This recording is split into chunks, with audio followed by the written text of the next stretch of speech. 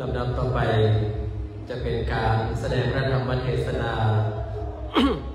อานิสงส์ยี่เป่งและประทีปโคมไฟท่านทั้งหลายที่สดับรับฟังอยู่ทางบ้านก็ขอคือท่านนั้นได้จุดประทีปโคมไฟที่หน้าบ้านหน้าจอของท่านหรือว่าจุดประทีปโคมไฟที่หน้าพระพุทธรูปที่บ้านของท่านโดยใจภาชนะที่ปลอดภัยใจน้ำรองรับเพื่อกันเหตุอัคคีภัยก็ขอท่านทั้งหลายได้ตั้งใจสดับรับฟังทำอานิสงส์ยี่เป่งและอานิสงส์ประทีปโคมไฟเป็นลำดับไป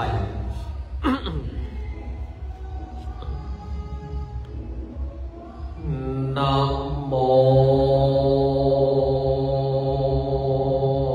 ตัสสะภะคะวะโต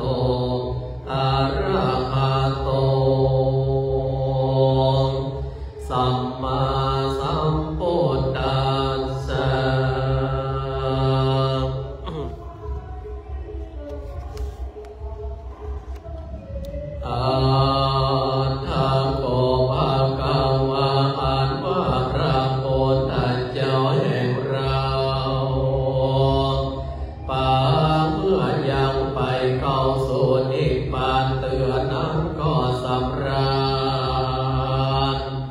อยู่ในป่าเจตวันพระก็สั่งสอนอย่างปานาสสีโมหือในเข้าสู่เนรปานพระก็ภารกยังอานิสงส์แห่งการตาเนื้อเป็นเหตุราจิตเตสนายังเจตกะอันนิวาหิตัมหิพันเตเกกะเปโกนาคามโนสัมพุทโธเตตาตาดังนี้เป็นตอนภิกขเวทุกราภิกขุทั้งหลายแต่เมินมาล่วงแล้วเสียงจิรกานั้นนั่งสอนลายกับโกฏวัสสะยังมีพระพุทธตนหนึ่งหากพาโกฏชื่อว่าโกฏนากามันได้เกิดมาทารัตมุเป็นพระสัพพัญโยพระพุทธเจ้าในพันตกับหนึ่งในเมืองตาสาภาวตินครแห่งพญาตนหนึ่งอันเสวยเมืองที่นั้นชื่อว่าโสการาจาก็มีแลอันว่าพ่อพระพุทธเจ้าตนนั้นชื่อว่าสักกพรามส่วนว่าตนแม่เจ้า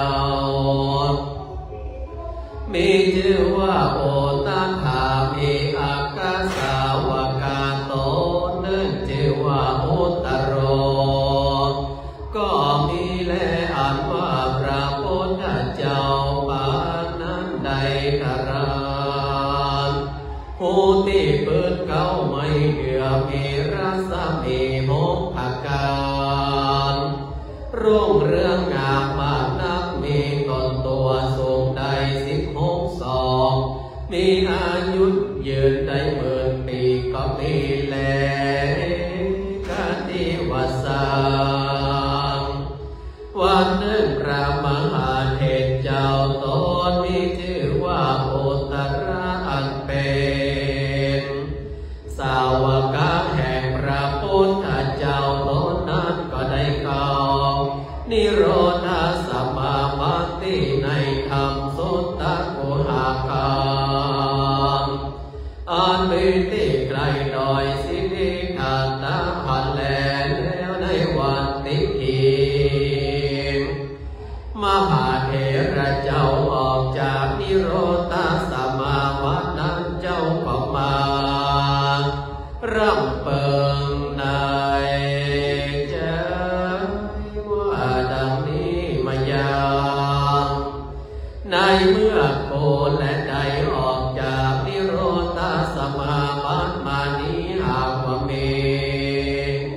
ปุกาลาผู้ใดผู้หนึ่งได้มาหรือทานแก่ตนก็ดีดังอ่านว่าอานิสงส์และพลาแห่งการตานนั้นก็จะมีมากนักอันจะบ่มีอันได้มาเพียงเทียมได้แลมหาเถรเจ้าลำเปิงในใจสันนั้นแล้วก็แผ่มากายานไปไว้ก็หันยังใจผู้หนึ่งตกไร้เห็นใจโดยอันหาไม่และหลวงกายเลี้ยงชีวิตก็หากมาพาคนเกิดในญาณแห่งตนด้วยเหตุว่าใจตุกตาผู้นี้เมื่อผ่านหลังมาจะที่ก่อนบ่ได้ละย่อนตั้งบนได้เลือตารักษาศีลภาวนาพอขาดและเหตุนั้นเราควรไปสังฆาเบิกมีจะแลปุณติวเสการลอดวันโลนลงเจ้ามหาเถรเจ้าก็จำระเนื้อตนแล้วก็มานุ่งผ้าอันยาวฝาดมือถือเอาบาทแล้วก็ออกจากกุหาทำคำก็สัญญองไปโดยดวงอากาศไปสู่ยาม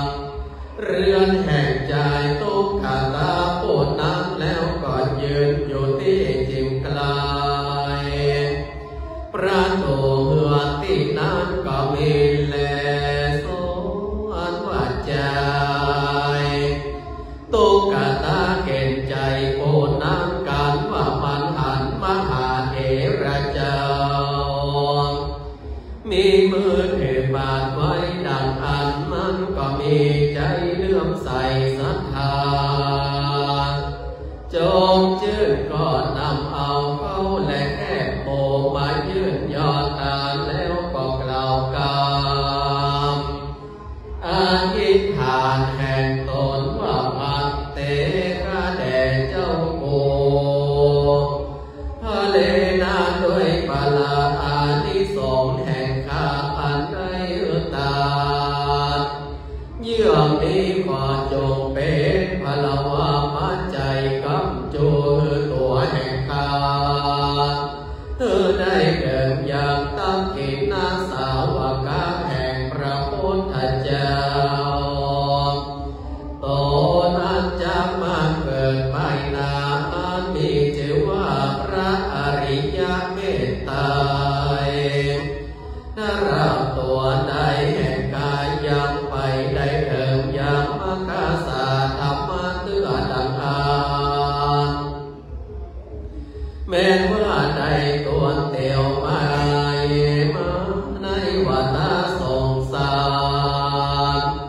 มีมาผ่านวันใดแสนก่อนก็ดีดังอันก็ขอตัวแห่งกานี้อย่าได้เกิดมาเป็นคนทุกข์ไร้เห็นใจสัมภาวะญาณนั้นเติมเป็นว่าตัวแห่งกาในมรณะกลาบราบใดตายล้านจากเมืองฝนก็ขอบุญกุศลได้ส่งอยู่ตัวข้าใดเมื่อเกิดอยู่เมืองสวรรค์นั่นแลพระก็ปันเป็นกาวิจิตังปฏิตังตุมหังคิปะเมวะสะเมจันตุดุกราอุปาสกเจ้าเอ่ยตั้งอันใดตาแล้วตั้งกำมังกำผาธนาด้วยอันใดก็ดีขอกำมังกำผาธนาแห่งเจ้าได้ทรงดังกำมังกำผาธนา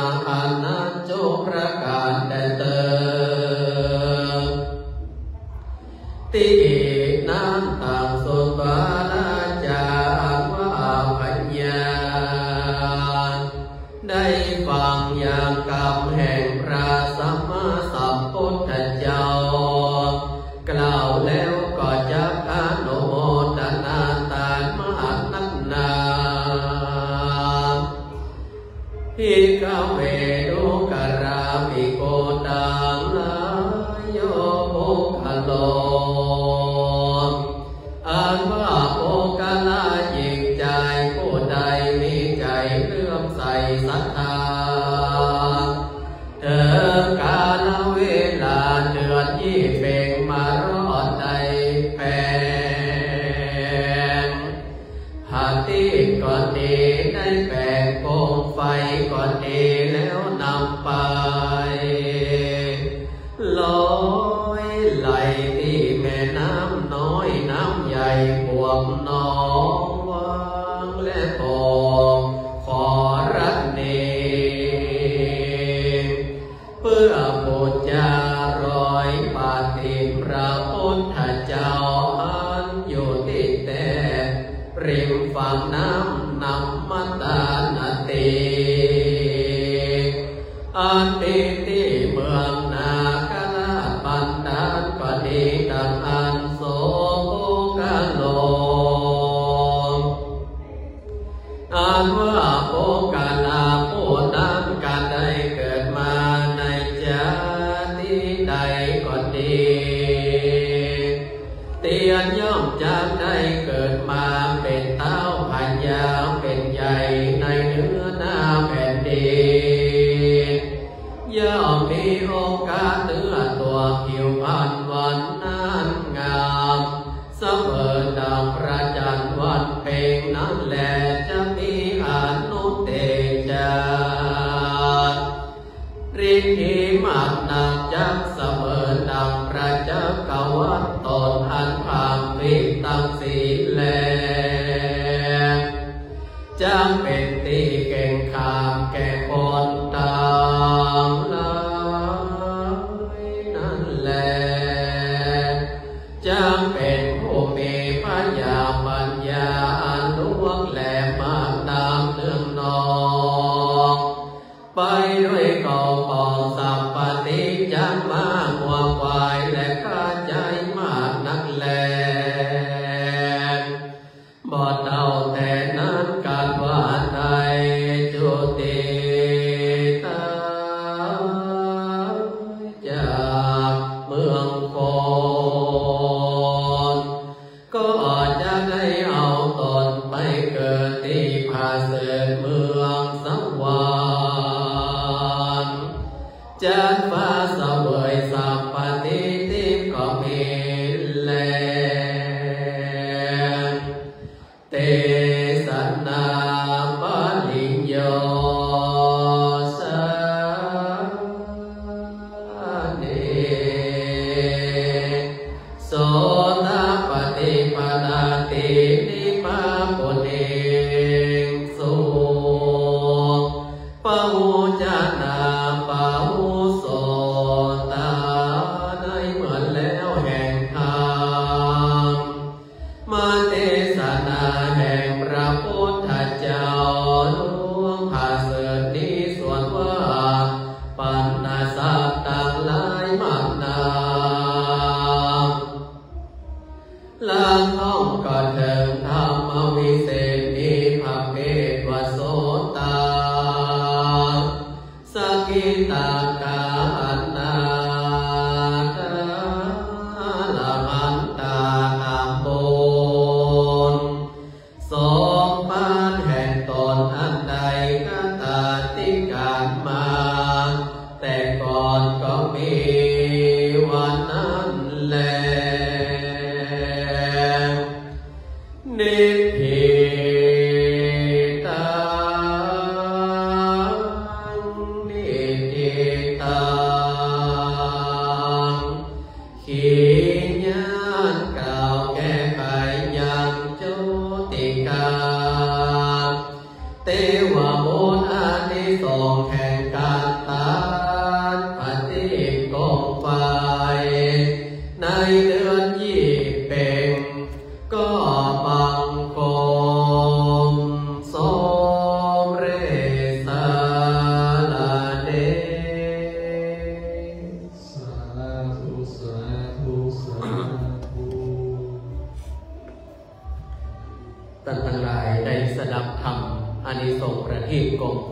เป็นที่เรียบร้อยก็ได้เสร็จสิ้นบรมวลในการที่เฮาตั้งทั้งหลายนั้นได้ปฏิบัติตามหิตของอริยประเพณีในประเพณีเดือนยี่เป็งลำดับต่อไปก็ขอเชิญทุกท่านได้ตั้งใจฮับพรในการเต้นอานิสงส์พระกิจกองไฟเป็นลำดับไปยะถาวาริวหาปุราปาริปุเรนติสากลังเอวะเมวะอิโตทินังเปตานังอุปกัปปติอิจิตังปฏิตังตุมหังกิปะเมวะสเมจันโตสัมเภปุเรตุสังกปาจันโตปนะระโสยนามณิโจติระโสยธารัตนัตยานุภาเวนรัตนัตยาเตจสสาจยตุภวังจยมังคลังจยโสทิภวันตุเตสัพพิติโยวิวัจจันตุสัพพโลกโกวินาสันตุมาเตภวันตวันตรายโยสุขิติกายุโกภวะอาภิวาทานาสีลิสานิจังพุทธาปัญจายิโนจัตตารโอธรรมาวัฏันติอายุวันโนสุขังปาลังต่อไปได้กล่าวคำบูชาพระรัตนตรัยเลิศเป็นอันเสร็จสิ้นในการทำบุญฟังเต้นในค่ำคืนนี้อะระหังสัมมาสัมพุทโธภะคะวาพุทธังภะคะวันตังอะภิวาเทมิสวากขาโตภะคะวะตาธัมโมธัมมังนามัสสามิสุปฏิปันโนภะคะวะโตสาวกสังโฆสังฆังนามามิวันตาน้อยสารูปเหมือนหลวงปู่ครูบาเจ้าสิริชัยรูปเหมือนหลวงปู่ครูบาเจ้าอภิชัยเก่าผีอันเป็นครูอาจาริยกรรมฐานะแก่หมู่เฮาเจ้าข้าทั้งหลายติดแต่ติดเตาทั้งห้าแห่งก้มหัวลงในกำเนิดวันตามิพันเตสัพพังอาปาราทังคามาตาเมมายากาตังปุญญังสามินาอนุโมทิตาปังสามินากาตังไมหังตาตาปังสาธุสาธุอนุโมทามิกราบกราบกราบอาการเก็บกันตาลก็เรียบร้อยสีสายจุดหมดแล้วกันพ่อนะเรียบร้อยเนาะ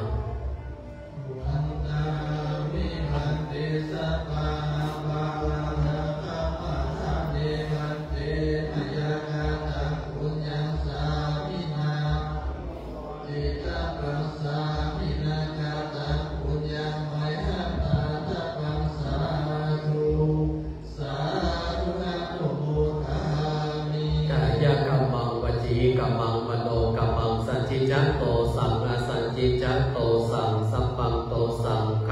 มันตุโน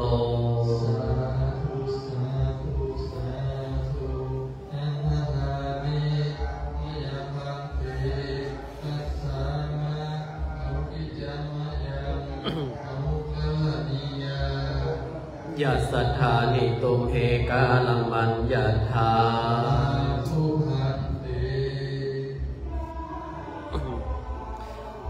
ศรัทธาญาติโยมสาธุชนพุทธบริษัททุกท่านที่ได้ชมรายการในค่ำคืนนี้ซึ่งก็ตรงกับวันเดือนยี่เป่งของต่างล้านนาเฮาก็คือประเพณีลอยกระทงของสากลนิยมตังวัดโบสถ์น้ำดิบนั้นก็ได้มีการประกอบพิธีอาราธนาอัญเชิญสารูปเหมือนหลวงปู่ครูบาเจ้าอภิชัยข่าวปีและขบวนเจ้าภาพกฐินผ้ากฐินนาตาลประจำปีตอดถวายที่วัดโบสถ์น้ำดิบแห่งนี้ก็มีศรัทธาสาธุชนทุกท่านได้ร่วมบุญกันมาก็เป็นที่น่าอนุโมทนาเงินทุกบาททุกสตางค์ของท่านก็จะได้ใช้จ่ายเพื่อเกิดประโยชน์กับวัดกับวาส่วนหนึ่งทางคณะกรรมการก็จะได้นำเงินปัจจัยได้ชำระค่าก่อสร้างบูรณะปฏิสังขรณ์อุโบสถซึ่งทางวัดของเฮานั้นยังคงค้างการชำระการก่อสร้างปฏิสังขรณ์อุโบสถเป็นจำนวนเงิน 300,000 บาทและส่วนหนึ่งก็จะได้นำเอาเป็นการน้ำกับไฟแล้วก็จะได้เอาธนุบำรุงอย่างเสนาสนะของวัดโบสถ์น้ำดิบเป็นลำดับไปส่วนการที่เฮาท่านทั้งหลายได้สดับรับฟังอย่างพระธรรมเทศนาในอานิสงส์ประทีปโคมไฟที่อาตมาภาพได้เทศ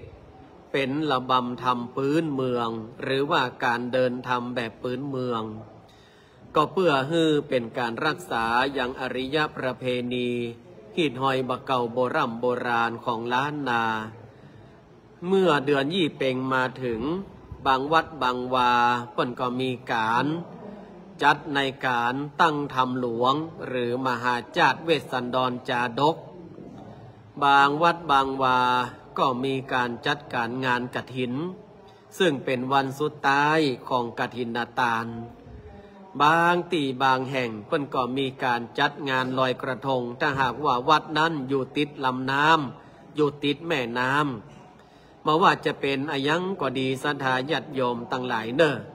เฮาก็ร่วมงานกันโดยสติโดยเฉพาะการไปลอยกระทงที่ตาน้ำแม่ใหญ่ช่วงนี้ฝนมันตกน้ำก็หลากน้ำก็นองแต่เจ้าอาตมาภาพเดินทางไปที่วัดดงฤาษีอำเภอบ้านโฮงได้ขับรถได้นั่งรถผ่านน้ำแม่ลีก็ปรากฏว่าน้ำแม่ลีนั้นนองแล้วก็ไหลเชี่ยวก็มีคนมาสังเกตสถานการณ์น้ำหลากเนาะแล้วฟังจากกรมอุตุที่เปิ่นมีการพยากรณ์แล้วก็แหล่งข่าวต่างๆว่าแหม2 วันนี้จะมีพายุเข้าแล้วก็จะเป็นพายุที่นำฟ้านำฝนมาแถมร้ายนะดังนั้นเขาก็ระมัดระวังกันในเรื่องน้ำตาแล้วก็เรื่องของไฟฟ้าเนาะเขาก็ต้องมีการระมัดระวังกันตัวรวมไปถึงการเดินทางในช่วงนี้ถ้าหากเป็นไปได้ก็เพิ่มความระมัดระวังเพราะว่าโรงเรียนก็เปิดเทอมแล้วหลายๆคนหลายๆท่านก็ต้องตื่นแต่เจ้าแล้วก็รีบเร่งไปส่งลูกหลานของท่านเข้าโรงเรียนแล้วก็ได้ทำการทำงานก็ต้องใจความระมัดระวังรถรามันก็นักเป็นกรณีพิเศษอาสาธุเจริญปอนอนุโมทนาโยมแม่หาไทยทิพย์อินอายเนาะคุณโยมลาวันแม่บัวพาสุวรรณมาโยมแม่วันเพ็ญกันเท่าวงที่ได้เข้าชมรายการในค่ำคืนนี้ก็ถือว่าเป็นกรณีพิเศษที่คือศรัทธาญาติโยมทั้งหลายนั้นเนี่ยได้สดับรับฟังยังทำอานิสงส์ประทีปโคมไฟแบบล้านนาบะเก่าโบราณหลายๆท่านก็มาได้ฮู้หรือว่าทราบข่าวว่าอาตมาภาพนั้นออกรายการเนาะแต่ว่าก็ถือว่าได้เอาธรรมะเป็นธรรมะแบบล้านนาเรื่องอานิสงส์ยี่เป่งลอยผาติดโคมไฟมาโอ้ฮือตันทั้งหลายได้ฟัง ยอมลาวันบอกว่ากระทงปีนี้มาได้ยินเสียงประทัดเลยเจ้าแถวบ้านเปิ้นสั่งงดนะก็คือว่าในทุกที่ทุกแห่งเนาะประทัดใหญ่กาโกมลอยโกมไฟกาก็อาจจะบ่ค่อยนักแต่ใดหนึ่งด้วยสถานการณ์บ้านเมืองสองก็ด้วยว่าสถานการณ์ฝนฟ้าถ้าปล่อยไปมันก็มาล่ำขึ้นแต่ใดเนาะกระดาษมันจื้นเขาก็เลยมาให้ปล่อยกันโยมแม่เกสรมาแล้วเนาะคุณโยมบุญเนียมแม่พิสมัยศรีเทพธรรมรงค์สาธุอนุโมทนาแล้วก็อนุโมทนาหลายๆกำลังแรงใจที่ส่งมาให้อาตมาภาพนอนแล้วการแล้วงานก็คงจะได้ไปดูแลรักษาสุขภาพในเรื่องของจมูกนะในเรื่องของเสียงที่ประห้องว่าขึ้นจมูกก็คงจะได้มีการรักษาให้เสียงเข้ามาแจ่มใสเหมือนเดิมโยมแม่ปุ๊สันต้นมือเป็นอย่างใดพ่องช่วงนี้ฝนยังตกอยู่ก่อคุณโยมจิรทิพย์หลวงมณีวานสาธุอนุโมทนาเนาะคุณโยมจงรักวิไลพรอันนี้คนตำบลแม่คาเมืองฝางเจ้าแสดงว่าไปฟังเทศน์ที่วันสัตต้นเป่าไหมก็ คุณโยมจงรักวิไลพรแล้วก็คุณโยมจันชัยเอกอนุโมทนาเพื่อว่ากราบไหว้สาเจ้าฟังจากตังใดฝนตกฟ้าย้อยอยู่ก่อนโยมแม่หาไทยทิพย์เป็นใดพ่องตังปุ้นฝนยังตกอยู่ก่อนแต่นี้อาตมาภาพไลฟ์สดในวิหารตังนอกเพิ่งก็มีการประกวดเจดีไซน์เนาะแล้วก็กระทงน้อยมี2 รายการเพราะว่าอย่างอื่นเขาก็งดไปด้วยความสำนึกในพระมหากรุณาธิคุณของสมเด็จพระนางเจ้าสิริกิติ์พระบรมราชินีนาถพระบรมราชชนนีพันปีหลวงก็จัดตามบ้านตามเมืองประยุกต์ไปตามนั้นท่านใดที่เข้ามาแล้วก็มามาจากันในวันนี้หลายๆท่านก็ได้เข้ารายการหลายๆท่านก็กำลังจะไปลอยกระทงก็ต้องระมัดระวังพกร่มไปตัวเนอะเสื้อผ้ากันฝนเกือบอกไปตัวเนาะอนุโมทนากับศรัทธาญาติโยมท่านสาธุชนทุกท่านตัวเอาละวันนี้ค่ำคืนนี้อาตมาภาพก็จะนำรายการจากลาไปก่อนเนอะแล้วเราก็มาปะรายการกันในเวลาเดิมเพราะว่าสิ้นสุดในการจัดงานมหาการตานงานกฐินในวันนี้พรุ่งนี้ชีวิตเฮาก็ดำเนินไปตามปกติแล้วทางวัดโบสถ์ของเฮาก็จะมีงานใหญ่ก็คือปิดทองฝังลูกนิมิตในเดือนมกราคมช่วงใต้ๆเดือนเนอะโยมแม่ให้ไทยทิพย์เนอะช่วงใต้ๆเดือนประมาณวันที่24 มกราเป็นวันเสาร์จะมีพิธีฝังลูกนิมิตอุโบสถเนาะในวันที่24 เดือนมกราคมดังนั้นก็ศรัทธาญาติโยมท่านสาธุชนทั้งหลายก็สามารถมาร่วมในการปิดทองลูกนิมิตแล้วก็อนุโมทนาในการตัดไหวลูกนิมิตได้